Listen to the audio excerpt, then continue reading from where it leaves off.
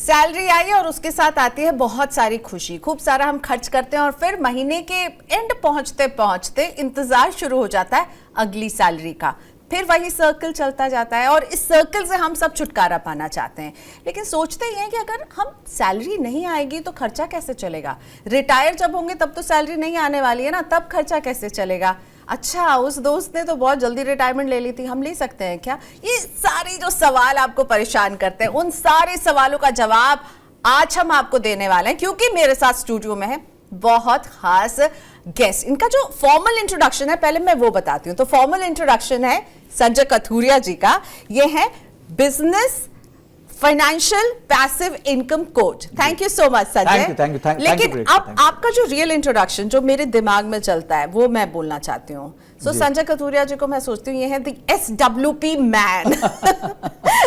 Reason भी कि मैं एक शो करती हूँ म्यूचुअल फंड का, जिसमें हम बात करते हैं कि आपको सिप कैसे करना है, क्या सही तरीका है, कब करें, कहाँ करें। लेकिन आपकी वीडियोस देखने के बाद ना लोग सिप के आगे पूछ रहे कि SWP के बारे में बताइए मैडम, SWP के बारे में बताइए। तो मुझे लग रहा है सबसे पहले मैं दी SWP मैन हिमसेल्फ से पूछूंगी, ये SWP आपने इतना पॉपुलराइज कर दिया है, जरा SWP का फंडा बताइए, because lots of people want to know this. तो thank you so much Priyanka first of all for inviting me here. And मुझे ऐसा लगता है कि हाँ, लोगों ने कहा कि आप SWP के ब्रांड एम्बेसडर बन चुके हो। तो one of my reels got very viral. इसी पे हमने बात की थी, कुछ एक पॉडकास्ट का क्लिप था और वो बहुत चल पड़ा। मेरे अकेले प्लेटफॉर्म पे 14 मिलियन चला गया। तो अब क्या, हम भी कंटेंट क्रिएटर हैं, हमें समझ आ गया जनता को जो चाहिए हमने मल्टीप्लाई कर दिया। Okay, let me tell you what is SWP in a very simple language. SIP है जब आप एक पेड़ लगाते हो, पेड़ को सींचते हो और वो पेड़ बड़ा होता है, दैट इज SIP। ठीक है, बड़ा आपने तो इतना सा बीज डाला था, वो इतना बड़ा पेड़ बन जाता है। ठीक है, पेड़ बनने में हो सकता है 5 साल लग जाए, 10 साल लग जाए, 15 साल लग जाए, 20 साल लग जाए। तो वो पेड़ बन गया। अब पेड़ बना, उसके बाद करोगे क्या? फल खाओगे उसके। तो वॉरेन बुफे कहते हैं कि somebody is having a shade today because somebody once decided to plant a tree। यानी कि किसी ने पेड़ डाला था, किसी ने बीज डाला था, वो पेड़ बन गया, आज कोई उसकी छाया ले रहा है। अब आप छाया ले सकते हो, फल ले सकते हो, कुछ भी ले सकते हो उससे। सो SWP is precisely कि आपने एक पेड़ को नर्चर किया, वो बड़ा हो गया 15 साल 20। अब लोग पूछते हैं सर SIP कितने साल करें? मैं कहता हूं 20 साल करें। 20 साल बाद क्या करें? 20 साल बाद एक अमाउंट जमा होगा। हम कहते हैं 10,000 महीना डालो, 20 साल पैसा डालोगे तो 1 करोड़ हो जाएगा। ठीक है जी, 1 करोड़ के बाद करेंगे क्या? चलो आ गए, आप रिटायर हो गए, 20 साल बाद आपने फ्री हो गए, अब क्या करोगे? तो अब उसमें से आप खाओगे। अब खाने के 2 तरीके हैं, या तो आप पूरा का पूरा एक साथ ले लो कि ठीक है जी मेरे को 1 करोड़ रुपए चाहिए था, कोई पर्पस था, गोल था, मेरे को गाड़ी खरीदनी थी, घर खरीदना था, बच्चे के लिए एजुकेशन करनी थी, या तो वो एक लमसम गोल था। पर अगर वो आपका एक रिटायरमेंट गोल है तो आप क्या करोगे? आप उसमें से धीरे धीरे खाना चालू करोगे। उसे ही SWP कहते हैं। आज जब कोई नेशनल पेंशन स्कीम में इन्वेस्ट करता है तो नेशनल पेंशन स्कीम क्या कहती है कि जितने साल आप डालोगे 60 तक आप डालोगे, 60 के बाद करीबन 50 या 60% आप अपफ्रंट ड्रॉ कर सकते हो, 40% को आपको धीरे धीरे ड्रॉ करने मिलेगा। वो क्या है? वो भी SWP है। तो SWP is nothing but enjoying the fruits of your investment। जब आपका वो पेड़ बड़ा हो गया है, अब उसके फल खा रहे हो आप। लेकिन संजय ये बताइए, हम फ्रूट खाएंगे तो फ्रूट खत्म तो होगा ना। आप तो कह रहे हो कि आप फ्रूट खाते जाओ और आपका फ्रूट, मतलब आपने ये बताया है और आपके इस कैलकुलेशन को लेकर के बहुत सारे लोग अग्री भी नहीं करते हैं कि आप कह रहे हो कि ये फ्रूट है, मैं खाऊंगी तो कम होगा, आप तो कह रहे हो कि खाओगे तब भी बढ़ता रहेगा। यानी आप SWP से पैसे विड्रॉ करते रहोगे तब भी आपके लिए कॉर्पस क्रिएट होता रहेगा। ये क्या, ये मैजिक तो नहीं हो रहा है ना? ये मैजिक ही है मैम, प्रियंका मैम, ये मैजिक ही है। हाउ इट इज, मैं आपको बहुत सिंपल सरल तरीके से बताऊंगा। एक्चुअली मेरे उस रील के बाद बहुत लोगों ने मजे भी लिए मेरे, मतलब बहुत रील्स काट काट के उन्होंने उल्टे। See, everybody who has entered into the stock market recent, उन लोग ने जल्दी अभी आए हैं, 2020 में आए हैं। ठीक है, just to give you data, 2019 तक भारत में 100 साल से ऊपर हो गए थे स्टॉक मार्केट को और 3 करोड़ डीमैट अकाउंट्स थे। पिछले 5 साल में 14 करोड़ डीमैट अकाउंट्स नए ऐड हुए। यानी कि पिछले 5 साल में 5 गुना काम हुआ है जो 100 साल में, यानी 500 साल का काम हो गया। ठीक है, क्यों? क्योंकि कोविड आ गया, सब लोग को लगा ये कि इजी मशीन है पैसा बनाने की, मार्केट्स ने भी बुल रन दे दी, SIPs डबल हो गई, पिछले 5 साल में जो इन्फ्लोस थे वो डबल हो गए। अब आपको मैं एक रियल स्टोरी सुनाता हूं। मैं मार्केट में 2006 से हूं, मैं तब से इन्वेस्ट करता हूं। मैं SIP 2008 से कर रहा हूं, उसके बाद कुछ थोड़े टाइम बाद मैंने छोड़ दी, फिर वापस 2013 से कर रहा हूं। तो मेरी जर्नी बहुत लंबी रही है स्टॉक मार्केट में। तो वो जर्नी की वजह से मेरा कॉन्फिडेंस आता है। जब आपके पास ज्ञान होता है ना, तो आपके पास अपने आप कन्विक्शन हो जाता है। हमारे वो भगवत गीता में एक बहुत अच्छा श्लोक भी है चौथे अध्याय का 40वां श्लोक है जिसमें कहते हैं अज्ञानाच श्रद्धानाच संशयात्मा विनश्यति क्या बात ना या लोको अस्ति परो ना सुखम संशयात्मा। यानी कि जिसके पास ज्ञान नहीं है और जिसके पास श्रद्धा नहीं है, ऐसी संशय आत्मा का विनाश होना तय है। इसका मतलब क्या है कि आपको नॉलेज होनी चाहिए। अब मैं आपको एक केस स्टडी देता हूं इसी चीज में। मेरे एक फ्रेंड जो जिनके साथ मैं कॉलेज में पढ़ता था, उनके father extremely discipline investor, government service थी उनकी। उन्होंने जिंदगी भर काम करके एक घर बनाया, कुछ शेयर्स लिए और एक म्यूचुअल फंड पोर्टफोलियो क्रिएट किया। 35-36 साल एक आम गवर्नमेंट सर्विस करता है बंदा। जब वो रिटायर हुए तो उनके पास 1 करोड़ का कॉर्पस था। उस 1 करोड़ का कॉर्पस उन्होंने एक स्पेसिफिक फंड में डाला। मैं नाम नहीं लेना चाहता यहां पे, नहीं तो लोगों को लगे रिकमेंडेशन है। उस फंड में डाला। उस फंड में डाल के उन्होंने ये तय किया, प्रियंका मैम, कि 1 करोड़ का फंड है, मैं इसमें से महीने का 50,000 रुपए विड्रॉ करूंगा। और 28 तारीख को उन्होंने अपनी SWP डाल दी कि भाई 28 तारीख को ये पैसा उठ के मेरे अकाउंट में आ जाएगा। ठीक है, ठीक है जी। अब हर साल भाव बढ़ते हैं चीजों के, तो जी ये 50,000 करा है मैंने, अब अगले साल मैं इसको 7% से इंक्रीज करूंगा, यानी कि 53,500, 553,500, फिर उसके बाद 7% ओवर एंड अबव 53,500, तो कंपाउंडिंग भी चल रही है। ठीक है। अब 10 साल निकल गए, आज 10 साल हो चुके हैं। He started this in 2014, he retired in 2014, आज 2024 है। 10 साल में मैं आपको बताता हूं क्या स्थिति है। स्थिति यह है कि उन्होंने 1 करोड़ से चालू किया था, 80 लाख रुपए वो विड्रॉ कर चुके हैं। ठीक है जी। पहले 50,000 से स्टार्ट किया था विड्रॉ करना, आज 1 लाख रुपए विड्रॉ कर रहे हैं महीने का। और वो कॉर्पस कितना होगा आपके हिसाब से? आपके हिसाब से तो खत्म हो जाना चाहिए। हाँ, मतलब फल खा रहे हैं तो खत्म होगा। तो मतलब 1 करोड़ में से 80 तो जा ही चुका था। हाँ। तो चलो 30-40 बचना चाहिए था ब्याज जोड़ के। The answer is 2.75 crores is in his mutual fund account today. How did this happen? How did this happen? बहुत सिंपल सी बात है मैम, कि उनका जो विड्रॉल रेट था वो कंपाउंडिंग रेट से कम था। तो वो पैसा उसी फंड में पड़ा रहा। हाँ। उस फंड का जो रिटर्न है वो उसमें आता रहा और हाँ। ये विड्रॉ करते रहे, तो उन्होंने कंपाउंडिंग ज्यादा होने दिया और उन्होंने विड्रॉल कम रखा। बस सिंपल सी बात है कि भाई आपके अगर सैलरी 50,000 आती है और आप 20,000 खर्च करते हो तो 30,000 बच जाते हैं। अगर आप सैलरी 50,000 आ रही है, आप 70,000 खर्च होगे तो आप पे उधार होगा। भाई मैथ इज सेम, मैथ में कोई बड़ी बात नहीं है, वो तो जमा घाटा ही है।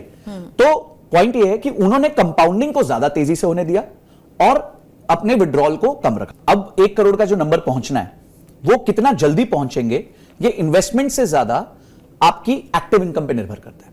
तो अब आप एक्टिव इनकम जितनी बढ़ाएंगे उतना ज्यादा आप इन्वेस्टमेंट कर पाएंगे, क्योंकि उतना आपके पास गैप होगा खर्चों और आपके रेवेन्यू के बीच में।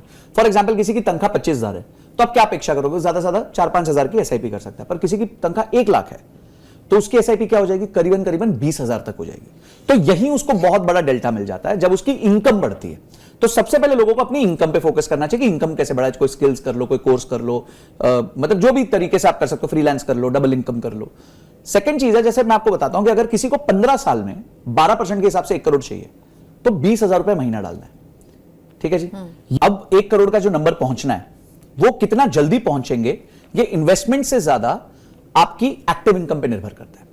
तो अब आप एक्टिव इनकम जितनी बढ़ाएंगे उतना ज्यादा आप इन्वेस्टमेंट कर पाएंगे, क्योंकि उतना आपके पास गैप होगा खर्चों और आपके रेवेन्यू के बीच में। फॉर एग्जांपल किसी की तनख्वाह 25,000 है, तो आप क्या अपेक्षा करोगे? ज्यादा से ज्यादा 4-5 हजार की SIP कर सकता है। पर किसी की तनख्वाह 1 लाख है तो उसकी SIP क्या हो जाएगी? करीबन 20,000 तक हो जाएगी। तो यही उसको बहुत बड़ा डेल्टा मिल जाता है जब उसकी इनकम बढ़ती है। तो सबसे पहले लोगों को अपनी इनकम पे फोकस करना चाहिए कि इनकम कैसे बढ़ाए। कोई स्किल्स कर लो, कोई कोर्स कर लो, मतलब जो भी तरीके से आप कर सकते हो, फ्रीलांस कर लो, डबल इनकम कर लो। सेकंड चीज है, जैसे मैं आपको बताता हूं कि अगर किसी को 15 साल में 12% के हिसाब से 1 करोड़ चाहिए तो 20,000 रुपए महीना डालना है। ठीक है जी। यही किसी को 10 साल में चाहिए तो करीबन 40-42 हजार रुपए डालना है, और यही किसी को 7 साल में चाहिए तो करीबन 70,000 रुपए डालना है। ओके। तो यानी कि जितना आप अपने गोल को पास लाओगे, देखिए अगर 12% से ज्यादा रिटर्न मिला तो आप पे भगवान की कृपा हुई है, बस और कुछ नहीं। हम मानते हैं 12% से ऊपर रिटर्न नहीं मिल सकता, मिला तो that is just our good luck. ठीक है, विच कैन बोनस है जो आपको बोनस है वो। ठीक है। और अभी क्या हुआ, लोगों को लगता है ये नॉर्मल है 12 से ऊपर, क्योंकि पीछे मार्केट्स ने बहुत अच्छा परफॉर्म किया। मैंने वो टाइम देखा है जब 3.5 साल तक मेरी SIP ने 0 रिटर्न दिया था, तो मैं वो सब टाइम्स देख के निकल चुका हूं। सो पॉइंट इज कि आपको अपनी एक्टिव इनकम बढ़ानी है। जितनी आप एक्टिव इनकम बढ़ाओगे उतना ज्यादा आप SIP करोगे, इन्वेस्टमेंट्स करोगे, और जितना ज्यादा आप SIP करोगे, इन्वेस्टमेंट्स करोगे, उतना जल्दी आपका ये 1 करोड़ का गोल नियर आ जाएगा। जिस दिन आपके 1 करोड़ हो गए तो समझिए अगर आपके 10 साल में 1 करोड़ है तो अगला जो 1 करोड़ है वो 5 साल में जुड़ता है, उसका अगला जो 1 करोड़ है वो 4 साल में जुड़ता है। तो उसके बाद कंपाउंडिंग बहुत तेज काम करती है। पर पहला 1 करोड़ जो है ना, जैसे एक चार्ली मंगर जो वॉरेन बुफे के पार्टनर हुआ करते थे, जिनका निधन हो गया पिछले साल, वो एक बहुत अच्छी बात कहते थे, थोड़ा शब्द कड़वा है, वो कहते थे द फर्स्ट $100,000 इज अ बिच, यानी बहुत मुश्किल है पहला $1,00,000 जो हमारे कॉन्टेक्स्ट में समझिए 1 करोड़ रुपए, उसके लिए आदमी को भूखा सोना पड़े, चल के जाना पड़े, कोई भी सैक्रिफाइस करना पड़े, उसको करना चाहिए, क्योंकि उसके बाद कंपाउंडिंग उसको अमीर बना देगी। ये तो समझ गया कि पेड़ कैसे लगाएं और पेड़ से फल कैसे खाएं, वो ट्रिक भी समझ गया कि वो फल खत्म भी नहीं होगा। आपने अभी एक बात कही कि भाई अगर कोई कमाता है, मान लीजिए 25,000 ही कमा रहा है, तो उसके लिए 5,000 से सफर शुरू होगा। अगर कोई आज आपको कहे कि मैं चलिए भूखा रह के अपने कुछ हॉलिडे सैक्रिफाइस करके 10,000 रुपए हर महीने में सेव करूंगा और मुझे करोड़पति बनना है, तो मुझे कितना टाइम लगेगा और मुझे क्या करना है करोड़पति बनने के लिए? देखिए 10,000 रुपए से अगर कोई स्टार्ट करेगा, अब मैं आपको मजेदार दो तीन डेटा पॉइंट देता हूं, और 12% पे कंपाउंड करेगा तो अप्रोक्सीमेटली 20 इयर्स लगेंगे 1 करोड़ पहुंचने में। ठीक है जी। पर वो कहता है सर मैं 10,000 से स्टार्ट करूंगा, पर मेरी तनख्वाह बढ़ेगी तो मैं इन्वेस्टमेंट भी बढ़ाऊंगा, मैं 10% स्टेप अप कर दूंगा, तो वही 1 करोड़ का गोल जो 20 साल में आना था वो 16 साल में आ जाएगा, और 16 से 20वें साल में 2 करोड़ 2 करोड़ हो जाएगा। बिल्कुल सही कहा। और 20वें से लेके 25वें 26वें साल में वो 5 करोड़ हो जाएगा। तो प्रॉब्लम क्या है ना, people are not ready to wait. अब मैं आपको एक ऐसा शॉकिंग डेटा दूंगा ना, आपने भी कभी नहीं सुना होगा। म्यूचुअल फंड्स में अगर 100 लोग इन्वेस्ट करते हैं तो 3 साल के बाद आपके हिसाब से कितने इन्वेस्टर बचते होंगे? 100 लोग ने इन्वेस्ट किया म्यूचुअल फंड्स में, तो 3 साल के बाद कितने लोग बचते हैं जो कंटिन्यू कर रहे हैं 3 साल कर? मुझे पता है लोग सबसे बड़ी गलती ये करते हैं कि कंटिन्यू नहीं करते हैं। In the first 3 years only वो अपना पैसा निकालना चालू करते हैं। मेरे पास डेटा तो नहीं sure, but guess हाँ, पर मैं गैस ये मानती हूँ कि अगर 100 ने शुरू किया है तो 50-60 तो बने रहेंगे। ठीक, तो now let me give you a shocker, the answer is 17। 100 में से 83 लोग छोड़ के चले जाते हैं बिफोर 3 इयर्स। यस, ये डेटा तो यहां तक तो कुछ होता ही नहीं है, वेल्थ क्रिएट होती नहीं है 3 साल में। अब हम आए 5 साल, 100 में से 3 लोग 5 साल से ऊपर कंटिन्यू करते हैं, सिर्फ 3 लोग। अब आप मुझे बताइए, लोग मुझे कहते हैं सर आप तो ये बन गए, फ्री हो गए, कितने लक्की हो। अरे लक्की क्या हो, मैं पिछले 11 साल से एसआईपी रेगुलरली कर रहा हूं। उससे पहले भी मैं एसआईपी करता था, छोटे अमाउंट्स की करता था। तो मेरे जो 11 साल है, मैं तो टॉप 1% में आ गया ना, या 0.5% में आ गया, जो वो लोग हैं जिन्होंने सस्टेन किया अपनी इन्वेस्टमेंट को। तो अगर मैंने वो 0.5% वाली हरकतें की हैं तो मेरा रिजल्ट भी 0.5% वाला है। आप अगर 100 में से 3 ही लोग भारत में 5 साल से ऊपर अगर रुकेंगे इन्वेस्टमेंट करने में म्यूचुअल फंड्स में, तो they can never build wealth, because wealth is always build over very very long time.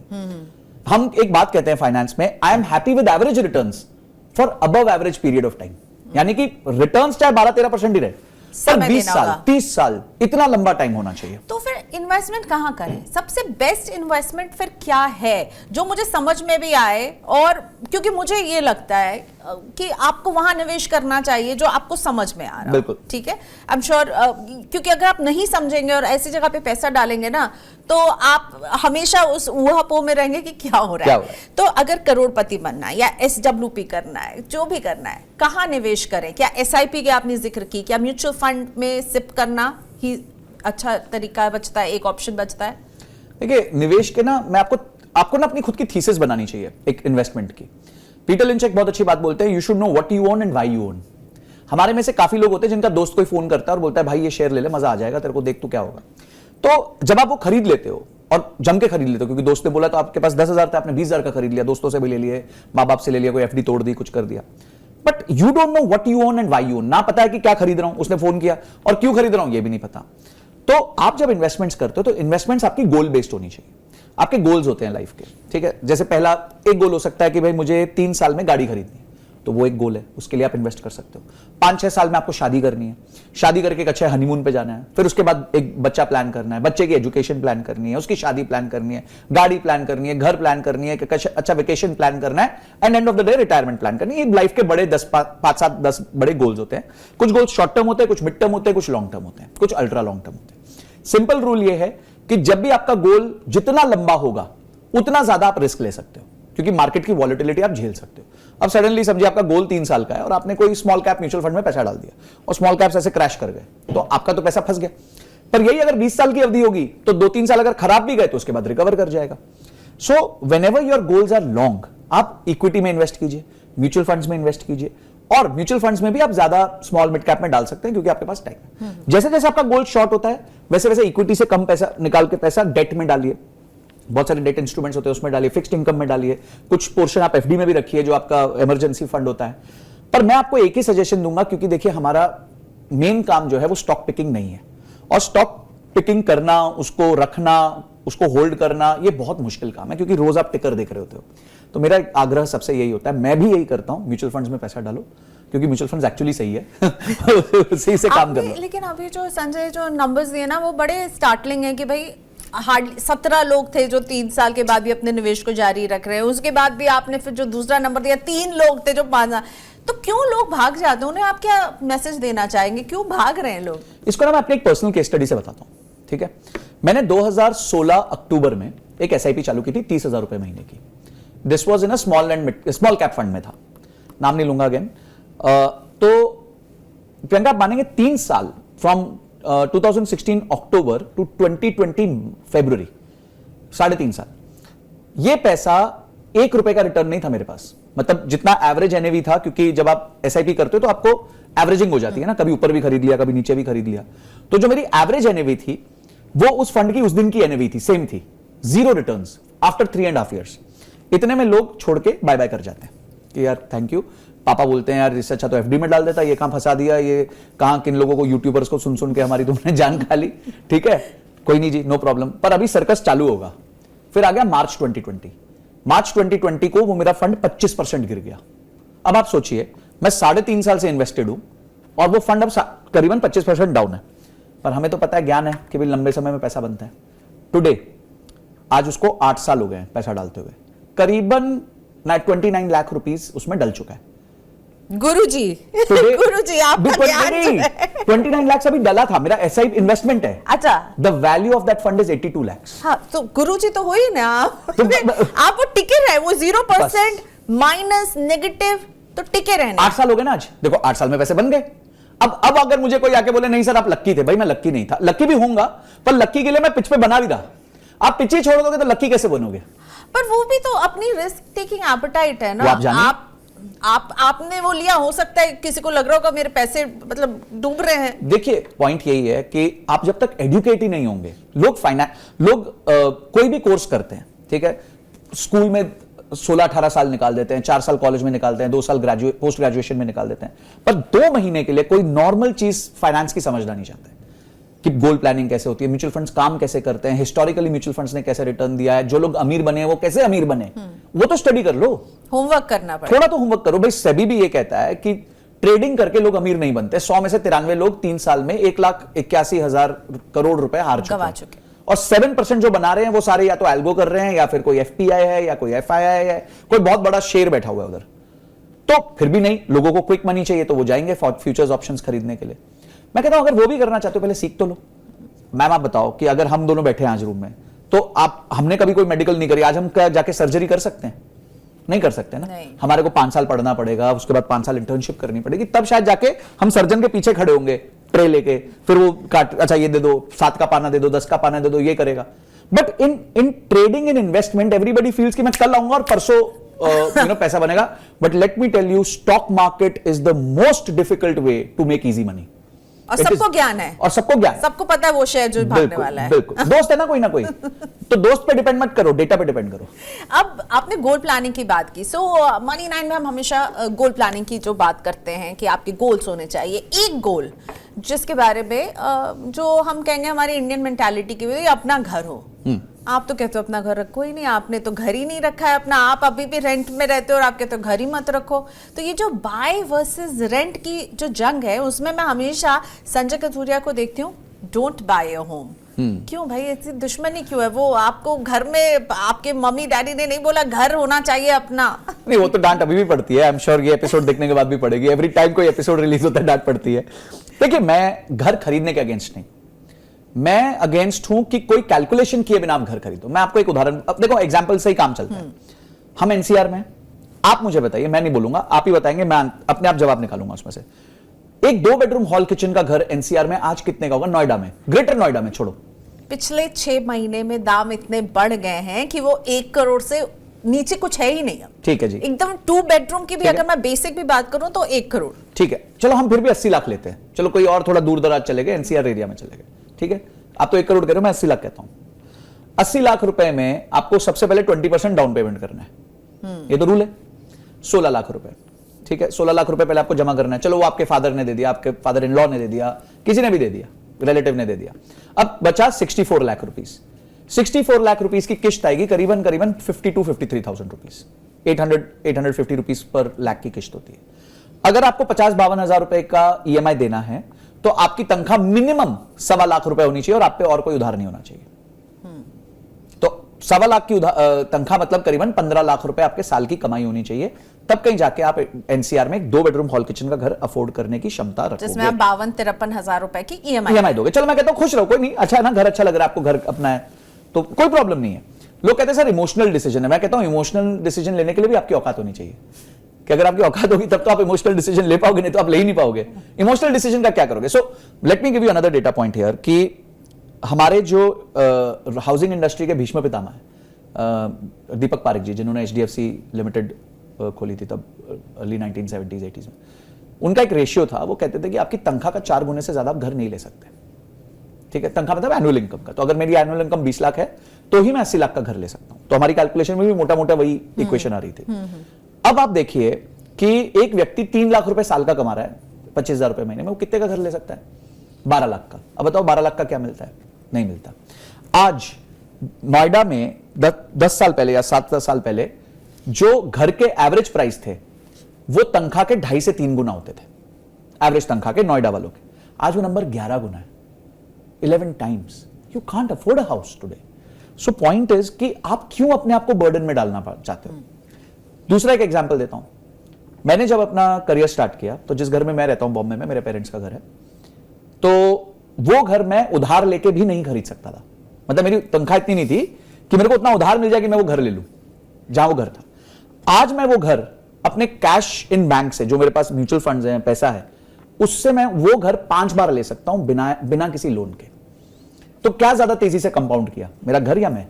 Obviously मैं, क्योंकि मैंने अपने आप पे निवेश किया, मैंने एसआईपीज करी, मैंने अपनी स्किल बढ़ाई, मैंने अपने जॉब में अपनी ग्रोथ तेजी से ली, तो उसने मुझे आज इतना फायदा दे दिया कि मैं वही घर 5 बार अपने जेब से खरीद के देख सकता हूं, मेरे को उधार लेने की 1 रुपए की जरूरत नहीं। So you are your best investment in early days. आप 22 साल के हो, 23 साल के हो, 25 साल के हो, you are your best investment. जब आप 40 हो गए, 45 हो गए, तब आप बोलते ठीक है स्टेबिलिटी है, इनकम अच्छी हो गई, चलो जी आज मेरे 30 लाख रुपए की तनख्वाह हो गई साल की, 35 की हो गई, 36 की हो गई, तो मैं चलो 1 करोड़ का घर ले लेता हूं, कोई टेंशन नहीं है, स्ट्रेस नहीं है, मैं पे ऑफ कर दूंगा। पर आप कह रहे हो कि स्ट्रेस लेके घर लेने का कोई मतलब ही नहीं है। स्ट्रेस लेके कोई भी स्पेंड करने का कोई मतलब नहीं है। तो रेंट पर रहो। अगर आपकी क्षमता नहीं हो रही है, आप पैसा नहीं दे पा रहे तो रेंट पर। तो बेसिकली कैलकुलेशन यही बैठा ना कि आपकी सैलरी कितनी, आपकी ईएमआई कितनी कट रही होगी, क्या आप वो अफोर्ड कर सकते हो और उतनी ईएमआई देके आप पीसफुली सो सकते हो या नहीं? बस देखो, एंड ऑफ द डे आप कोई भी सोशल, मैं कहता हूं सोशल ड्रामा के लिए सोशल ट्रॉमा मत लो, ठीक है ना। तो सोशल ड्रामा है ना ये सारा। आप खुश नहीं हो, आपने घर ले लिया, किस्त चुकाने के लिए आप उधार लिए जा रहे हो, आप स्ट्रेस में हो, तो ये घर किसको दिखा रहे थे भाई? हाँ। किसके सामने शो ऑफ कर रहे थे? मैंने कई लोगों को सुना है कि हम नौकरी इसलिए कर रहे हैं क्योंकि ईएमआई कट। हाँ, वो तो मैं कभी कभी कहता हूं मजाक में कि अगर आपको नौकरी से प्रेम करना है तो ईएमआई ले लो। तो अब लेकिन फिर भी मेरे पास एक सवाल आया, एक बहुत ही यंग से प्रोफेशनल का, जिसने अभी अभी नौकरी शुरू की है। उसने कहा कि जब उसे पता चला आप मेरे शो में आ रहे हो, उसने कहा कि मुझको ना एक बात संजय सर से पूछना है। तो उसका सवाल आपके लिए कि अगर मैं 5 साल तक लगातार इन्वेस्टमेंट करता रहा हूं तो क्या मैं डाउन पेमेंट के लिए पैसे इकट्ठा कर सकता हूं? 5 से 7 साल तक इन्वेस्टमेंट करेगा और घर की डाउन पेमेंट के लिए वो पैसे इकट्ठा कर सकता है, तो उसे ये 5 to 7 इयर्स में कौन सा इन्वेस्टमेंट करना है? बहुत बढ़िया क्वेश्चन है एंड दैट्स वेरी गुड। तो इसको एक इक्वेशन से कर लेंगे फिर से। समझिए आज वो घर लेना चाहता है और आज वो घर जो है जहां जो वो लेना चाहता है वो लेट्स से है 80 लाख का फॉर एग्जांपल। तो 7 साल बाद मेरा ये अजम्पशन है कि वो घर एटलीस्ट 1.25 करोड़ का हो जाएगा, ठीक है। तो 1.25 करोड़ रुपए उसको 7 साल बाद का घर लेना है। अब उसकी डाउन पेमेंट करना चाहते हैं, 1.25 करोड़ के घर की डाउन पेमेंट 25-30 लाख रुपए के आसपास होगी। तो उसको 7 साल में 30 लाख रुपए जमा करना है। अगर बिना इंटरेस्ट के भी देखें तो मतलब साल का 4 लाख रुपए निवेश करना है। अगर निवेश का कंपाउंड इंटरेस्ट जोड़ लेंगे तो मोटा मोटी मुझे लगता है 2.5 से 3 लाख रुपए उसको साल का यानी 20,000 रुपए महीना निवेश करना पड़ेगा, तब कहीं जाके वो इस घर का डाउन पेमेंट जमा कर पाएगा। फिर उसको लोन लेना होगा 1 करोड़ रुपए का, जिसपे उसकी किस्त बनेगी 85,000 रुपीज पर मंथ, जिसको पे करने के लिए उसकी तनख्वाह होनी चाहिए करीबन 2 लाख रुपए। ओके, तो ये इक्वेशन मैंने आपको दे दिया। पूरी सैलरी कितनी होनी चाहिए, कितनी ईएमआई, कितनी सिप, सब बता दिया। Now coming back to the most essential part, आजकल लोग बड़ा ये FIRE financial independence, retire early, and आप उसकी ज्वलंत एग्जाम्पल हैं। 39 में आपने 39 ईयर ओल्ड थे और आपने रिटायरमेंट ले ली, Right. इसीलिए आप मेरे भी आइडल हो, ठीक है। वो 39 में पार कर चुके हो, लेकिन still you are my idol. FOMO हो रहा है आपको देख करके, और आपकी ये जिंदा दिली को देख करके। आपने मतलब यहाँ पर बैठे बैठे आपने मुझे वॉरेन बफेट सुना दिया, चार्ली मंगेर सुना दिया, और गीता भी सुना दिया। Okay, I mean what a life. I am God has been kind. I envy you. How did you achieve this? ये आपने विदम ऑफ, जितने लोग कहते हैं ना ये फाइनेंशियल इंडिपेंडेंस रिटायर अर्ली सुनने में अच्छा लगता, होता नहीं है। आप तो एग्जांपल हो उसके। ये आपने बहुत अच्छी बात बोली। हम कहते हैं फाइनेंस में, don't envy the rich, envy the free. I am envying you. तो कभी भी रिच को एनवी मत करो, जो फ्री है उसको एनवी करो, क्योंकि उससे रिच कोई नहीं है। I envy you because you're free, but you're also rich. Rich तो नहीं कहूंगा, बट हाँ, I think I have enough to sustain my life. और देखिए ये ना it's a part of plan. मतलब ये चीजें ना थोड़ी आपको प्लान करनी पड़ती है। तो when I was very young, मुझे ये था कि मुझे जिंदगी भर नौकरी नहीं करनी है। एंड जब मैंने स्टार्ट किया था, मेरे पास नौकरी के अलावा कोई विकल्प नहीं था। My father used to work with ONGC, we didn't have any business, I didn't have any business mind, but I was very financially disciplined because of my father. मेरे फादर बहुत एक्सट्रीमली फाइनेंशियली डिसिप्लिन्ड व्यक्ति हैं, और वो 1980 से stock market में है, तो उन्होंने भी मुझे घुसा दिया। मेरा PPF अकाउंट खुला था जब when I was 22 years old. Today तो people open it early because अब एजुकेशन आ गई है, पर तब 2008 में किसी का at that time PPF account खुलना 2006 में, तो लोगों को इतना पता ही नहीं होता था PPF के बारे में। तो पापा ने खुलवाया, वो अब मैच्योर भी हो गया, तो मैं उसकी रिन्यूअल करते जा रहा हूं। मेरे दोस्त अभी बोलते हैं यार हमें PPF अकाउंट अभी तो खुलवाना बाकी है। तो this is how early I was in everything. फिर उसके बाद मुझे क्लियर था कि भाई देखो, पैसे बनाने हैं तो पैसे बनाने पड़ेंगे। यानी I always used to work on double income. मैं अपने जॉब के साथ साथ पढ़ाता भी था, तो वहां से भी मैं इनकम लेके आता था।